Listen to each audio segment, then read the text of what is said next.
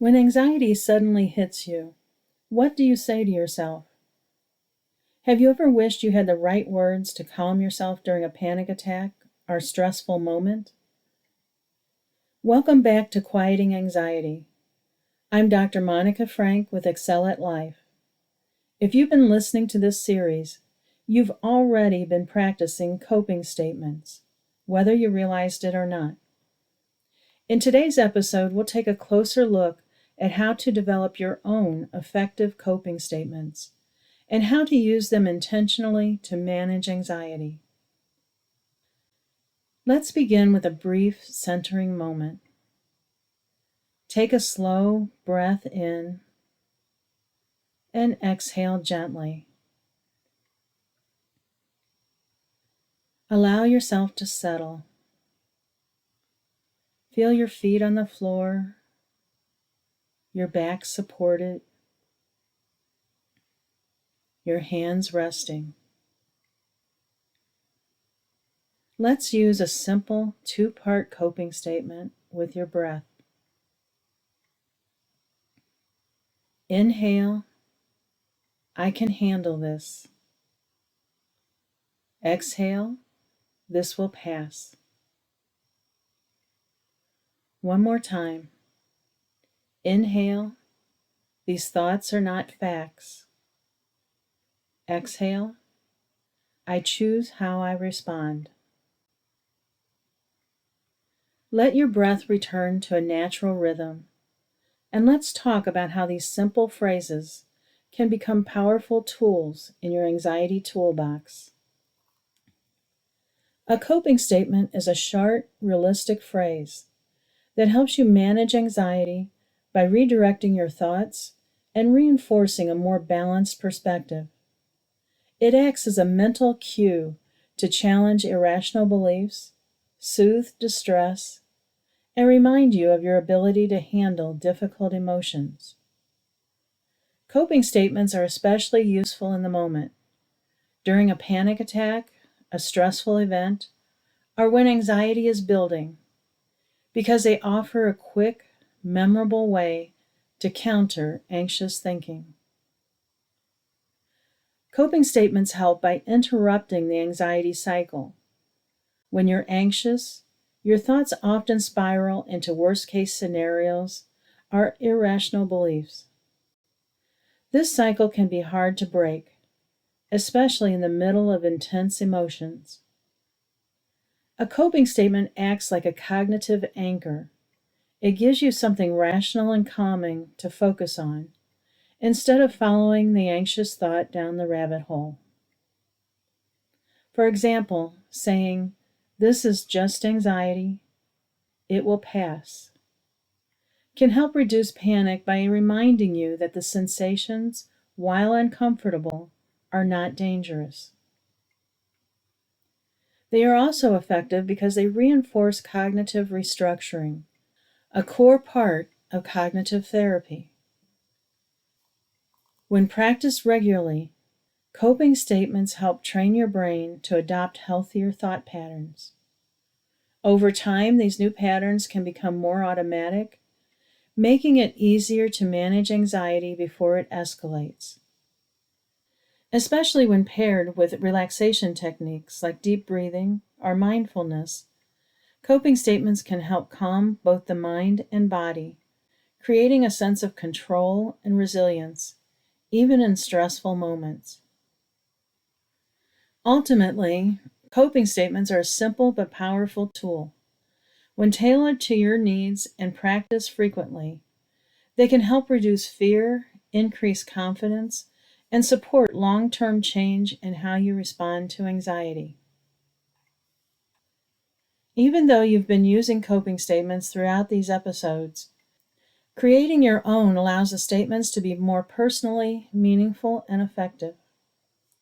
When you develop coping statements in your own words, they're more likely to resonate with your specific experiences, and that makes them easier to remember and apply when you need them the most.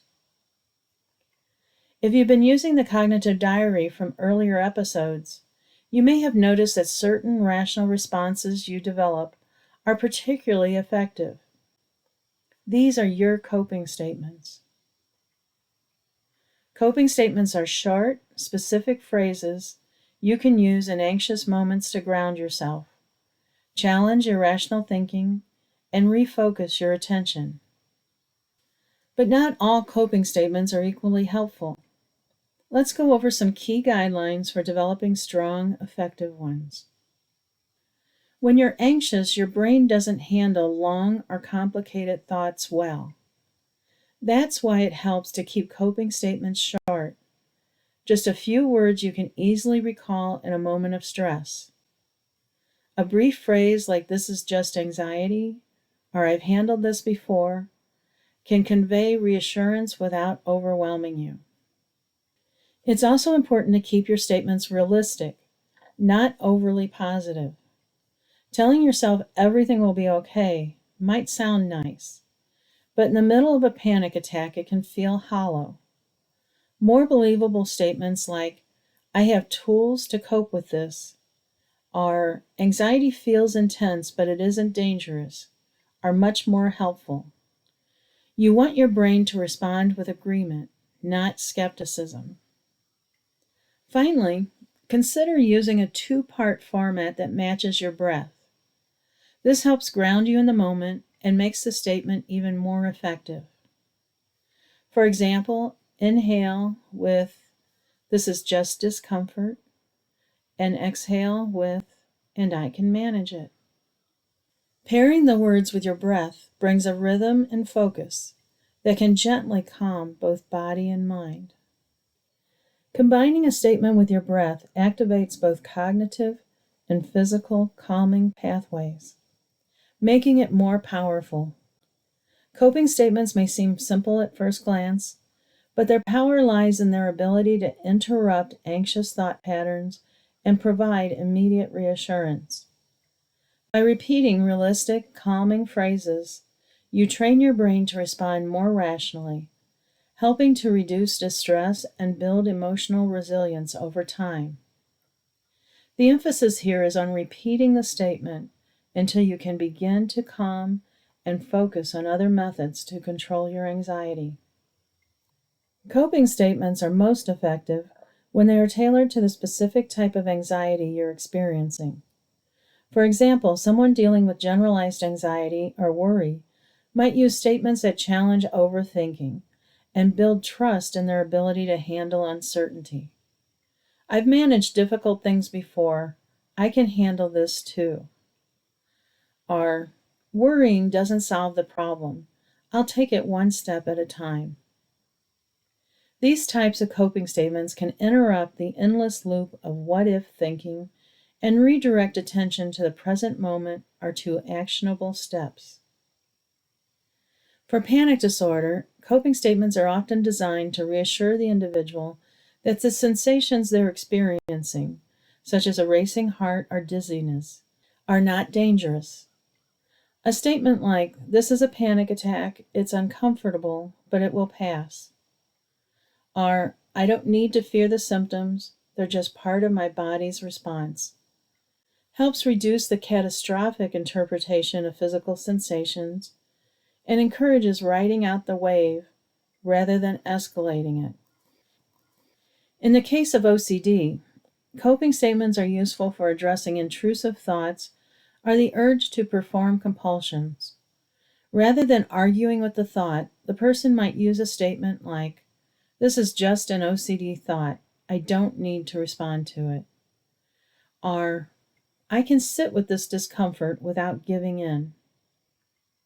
These statements support the process of exposure and response prevention by reinforcing the idea that resisting the compulsion is the path to long-term relief. With social anxiety, coping statements are often about reducing the fear of judgment or rejection. A person might remind themselves, "I don't need to be perfect to be accepted." Or, "Most people are focused on themselves, not on judging me." These kinds of statements help soften self-criticism and ease the pressure to perform, making it easier to stay present in social situations. For today, reflect on a few coping statements that resonate for you. Try them out, and keep in mind that you can change them over time as your needs change. Review the audio series 15 Coping Statements for Anxiety to help you consider what might work for you. Now that you know how to create coping statements, the next step is using them regularly. Repetition is key. Your task is to work repetition into your daily routine. You can post them in places you frequently encounter anxiety: your bathroom mirror, your steering wheel, your desk. Read them out loud while you're getting ready in the morning. Repeat them while waiting in line or taking a walk.